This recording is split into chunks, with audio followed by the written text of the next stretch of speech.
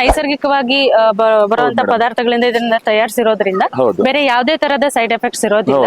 Direct ಆಗಿ spray ಮಾಡೋದು ಕೂಡ ಒಂದು ಅನುಕೂಲನೇ ಬುಡಗಳಿಗೆ ಕೊಡೋದಕ್ಕಿಂತ ಸ್ಪ್ರೇ ಮಾಡೋದ್ರಿಂದ.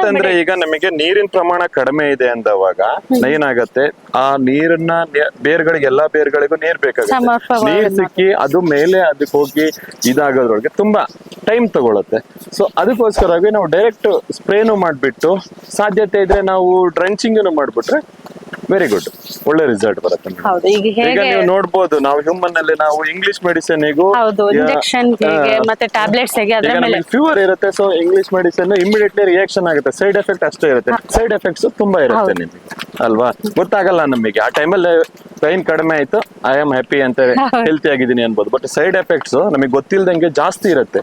ಆ ಟೈಮಲ್ಲಿ ಪೈನ್ ರಿಲೀಫ್ ಆದಾಗ ಏನ್ ಹ್ಯಾಪಿ ಇರ್ತೀವಲ್ಲ, ಅದಕ್ಕಿಂತ ಜಾಸ್ತಿ ಸೈಡ್ ಎಫೆಕ್ಟ್ ಇರುತ್ತೆ, ನಮಗೆ ಗೊತ್ತಾಗಲ್ಲ. ಸೊ ಅದೇ ತರ ಆಯುರ್ವೇದಿಕ್ ಮಾಡಿದ್ರೆ ಅದು ಸ್ವಲ್ಪ ಪೈನ್ ನಮಗೆ ಕಡಿಮೆ ಆಗೋದು ಲೇಟ್ ಆಗ್ಬಹುದು, ಬಟ್ ಆದ್ರೆ ಯಾವುದೇ ರೀತಿಯಾದ ಸೈಡ್ ಎಫೆಕ್ಟ್ಸ್ ಇರಲ್ಲ. ಸೊ ಅದೇ ತರ ಗಿಡಗಳಿಗೂ ಅಷ್ಟೇ ಆ ರೀತಿ ನಾವು ಆರ್ಗ್ಯಾನಿಕ್ ನ ಯೂಸ್ ಮಾಡೋದು ಇವತ್ತಿನ ಒಂದು ಜನರೇಷನ್ಗೆ ತುಂಬಾ ಒಳ್ಳೇದು. ಆರೋಗ್ಯ ದೃಷ್ಟಿಯಿಂದ ತುಂಬಾ ಒಳ್ಳೇದು ಮೇಡಮ್.